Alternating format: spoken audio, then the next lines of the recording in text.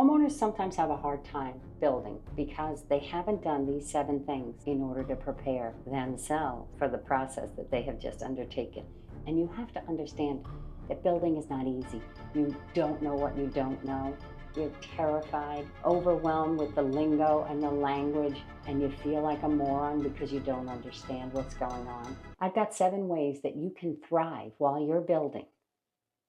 Believe it or not, because I've done this a lot of times and I've lived through it. There are ways to prepare yourself for what's coming. So I've got 7 of them. Let's go. I know it's so exciting to start the design process and you want to get going and you think, hey, I grew up in houses. I've lived in houses my whole life.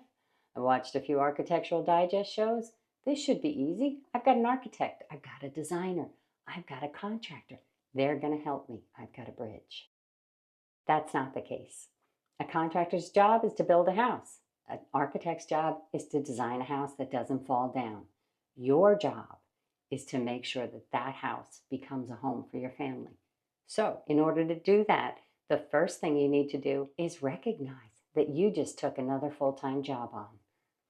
However you want to divide it up with your partner, family, it's a full-time job. Even if you have a contractor and a builder and some designer that's going to help you, your time, your effort, your stress will be directed at this project. So you need to allow the time for that. Get babysitting help. Get decision-making help. Get shopping help. Get help. Watch videos, use smart thing. But get help. Get help to manage that time. Get help to use that time smarter to get better results. There is a certain level of arrogance that comes with home design because we all grow up in houses. We all think we know what we need for a house. Now, I have a job because building a house is hard. And usually on rich people projects, I am one of 7 or 8 designers, not to mention the 13 or 14 that have been fired before I got there. So there's a lot of eyeballs looking at every inch of a project, and that's why they come out nice, because there's so many checks and balances. Sometimes that makes for not good design, but generally, when you have more people working on a project, it will be better. So you have to be those more people. So make sure you allow for the time that you're going to need and you get help, whether it's watching videos, asking friends, getting babysitting help.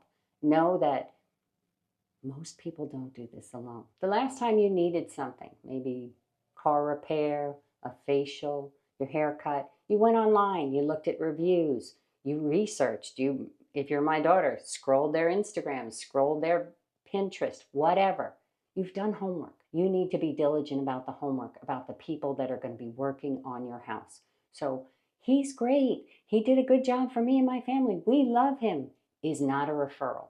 You need to check their work. You need to go to their sites. You need to talk to at least 3 people that have used them and are satisfied with them.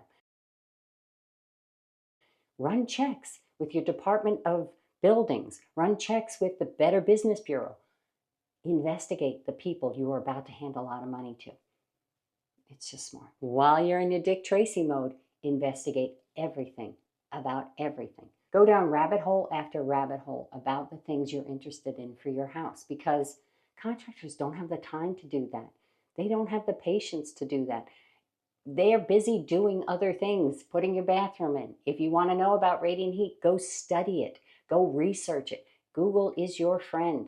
Know more than they know. And while you're at it, find out what things cost. So when your contractor's throwing out numbers like this jackass that was at my house the other day going, that's 100 grand, that's 80 grand, that's 30 grand. Why? Know what a toilet costs. Know what cabinetry costs. Know what an oven costs versus a combo stove oven. Know the numbers for things. You can come to these conversations more educated, with more realistic expectations sometimes, and you can argue with people. Like, I can guarantee the people that you're talking to are morons, or at least some of them, because I have talked to thousands of contractors. I have talked to hundreds in the last 2 years. And when I tell you there are a lot of people out there that are not professional, that are picked up a hammer and calling themselves a contractor with a license, that still don't know more than I know. about tearing a roof off or other things. And if you don't know what I know, then how are you going to know what they don't know? So I don't want to miss anything because this is important. It's nice to have, it's good to have someone that's your advocate, someone that's on your side. Now I know when you go in with these developers and these custom builders, they often have a designer in-house. They'll go through window choices and countertop choices and tiles and all of that. It's nice to have an advocate that is on your side, that does not work for them, to get a second opinion, to give you outside perspective on what they're talking about, outside perspective on numbers, on design, on choices available to you. This is your house, your rules within code. So get what you want. If you don't like the answer you get, look for someone else. Ask it again. I have been told no 1,000 times on jobs. You want a sliding roof so you can move from the front and watch the sunset? Slide to the back and be private at night? Go to Venice Beach. They told me no 1,000 times. You fight, you ask, you get the contractor that says, yes, it's a possibility. Or you exhaust all the possibilities and you know it's a no. But you have to ask. You have to fight for what you want. Contractors love to say no. It's their favorite word. Or they don't know how to do something. They don't want to stretch and reach. They don't want to make a mistake. Totally legitimate. That does not mean that you have to settle. Ask for what you want. If you get a no, keep asking. At least you tried. You have to take everything I say, along with what everyone else says, with a grain of salt. Use your judgment. It's your house. When it comes to your kitchen cabinets, kitchen cabinet places are in the business of selling boxes and gadgets to go in those boxes. And they cost money per box. So look at your designs and do they suit you? If you see a lot of stacked boxes, what I see is a money grab. What do you need? Stand in your kitchen and think about what's going to go in this drawer beside me? What's going to go in this drawer beside me when I'm standing at the oven? And get cabinets that are appropriate for that. Making it pretty is secondary to making it work right.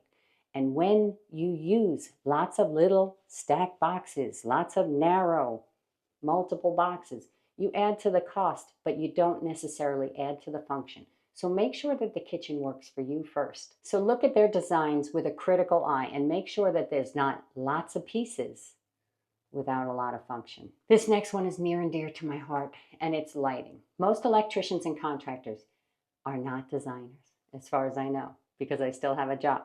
When it comes to electricians and contractors, and even most designers out there, they are not lighting designers.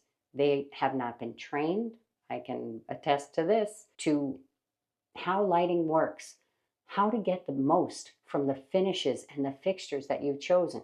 So you've got to check their work. You've got to check the fixtures that they've specified. You've got to check the location where they placed them.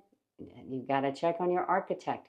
They throw them in a generic plan and they're not thinking about how you use the space, where you need task lights, what kind of color temperature is going to suit your migraines. You need to watch a lot of my videos. Pay attention to the lighting, because a guy in a lighting store told me to go to Home Depot. A lighting store. I guarantee there are morons you're talking to. Oh, my ear's ringing. My ears are ringing because this last one is about designers. I've gotten a lot of emails and comments from you out there about designers and bad experiences hiring them. And here's what I can tell you about designers. We're all different.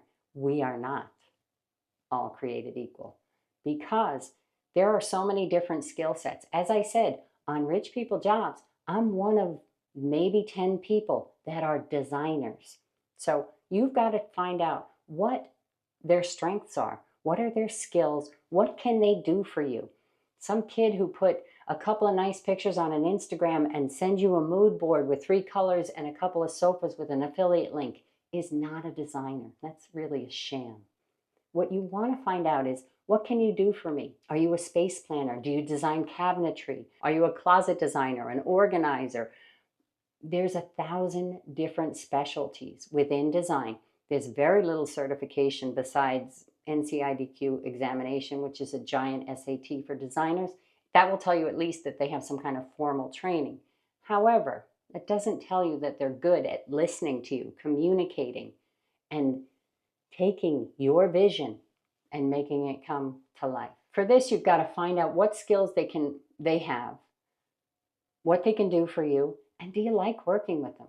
And I don't mean like you're going to be besties, but you have to be able to talk to someone about really intimate details of the way that you live.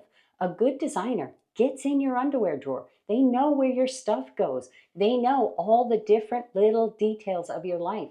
So it's got to be somebody that you're comfortable sharing that kind of stuff with in order to get the best results. So those are my 7 tips. Good luck. Subscribe. See you in the next one. Thanks so much for watching.